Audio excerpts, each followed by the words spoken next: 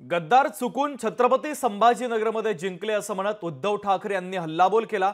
छत्रपती संभाजीनगरची जागा जिंकणार म्हणजे जिंकणारच असा चंग आता उद्धव ठाकरेंनी बांधलेला आहे। मी लढणार आहे, हिम्मत हरणार नाही असं महत्त्वाचं विधान उद्धव ठाकरे यांनी केलं। शिवरायांच्या भगव्याला डाग लागू देणार नाही असा विश्वास उद्धव ठाकरे यांनी दिलेला आहे। लाचार आणि गद्दारांचा महाराष्ट्र होऊ देणार नाही असं महत्त्वाचं विधान उद्धव ठाकरे यांनी केलं। पक्ष आणि चिन्ह चोरून विजय मिळवल्याचा आरोप देखील त्यांनी केलेला आहे। मी काढलेला बाळासाहेबांचा फोटो शिंदे गट वापरतोय, पाप झाकण्यासाठी योजनांचा पाऊस सुरू आहे असं म्हणत उद्धव ठाकरे यांनी राज्य सरकारच्या योजनांवर देखील हल्लाबोल केलाय। बहिणींसाठी योजना मात्र भाऊ बेकार फिरतोय असं म्हणत त्यांनी योजनांवरून देखील टोलेबाजी केली आहे। सरकार घराघरांमध्ये भांडणं लावण्याचं काम करतंय। लाडकी बहीण योजनेवरून उद्धव ठाकरे यांनी महायुती सरकारवर हल्लाबोल केला आहे।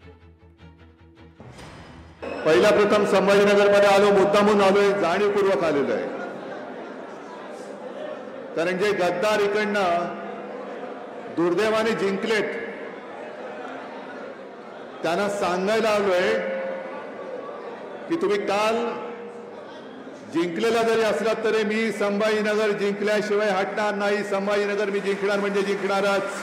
ही विधानसभेची निवडणूक येणार आहे, ती महाराष्ट्राच्या अस्मितेच्या अस्तित्वाची लढाई आहे। या महाराष्ट्राची ओळख जगामध्ये काय म्हणून लिहिली जायला पाहिजे, इतिहासात काय म्हणून लिहिली जायला पाहिजे ते ठरवणारी ही निवडणूक आहे। महाराष्ट्र हा साधू संतांचा, शिवप्रभूंचा, वीरांचा, मर्दांचा ही ओळख आपली अशीच ठेवणार की लाचार, गद्दार आणि हरामखोरांचा महाराष्ट्र अशी ओळख होऊ देणार हे आपण ठरवायचं आहे। आणि मी तर म्हणेन, मी लाचारी, हरामखोरी आणि गद्दारीचा महाराष्ट्र होऊ देणार नाही, अजिबात होऊ देणार नाही। प्राणपणाने लढेन, पण माझ्या शिवरायाच्या भगव्याला कलंक लागू देणार नाही ही शपथ घेऊन मी मैदानात उतरलेलो आहे। योजनांचा सुकाळ, योजनांचा अतिवृष्टी होते योजनांची, पण अंमलबजावणीचा दुष्काळ आहे।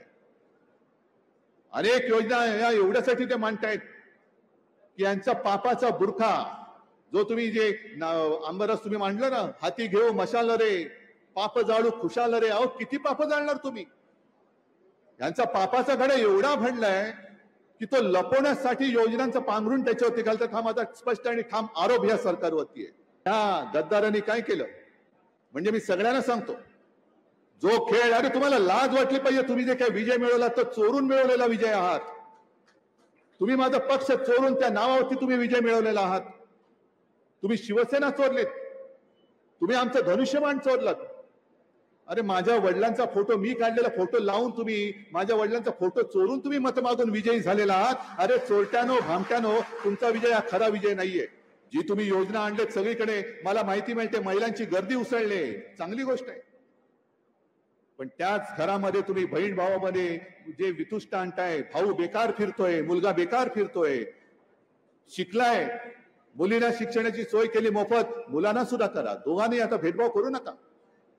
अरे तुम्ही राजकारणामध्ये घर फोडणारी माणसात आमचं घर फोडलं, आमचं कुटुंब फोडायचा प्रयत्न करताय, पक्ष फोडलात, पवारांचं कुटुंब फोडलात, आता जनतेची कुटुंब फोडताय तुम्ही। घराघरामध्ये तुम्ही असं वितुष्ट आणताय, काय करायचं तर सगळ्यांसाठी करा।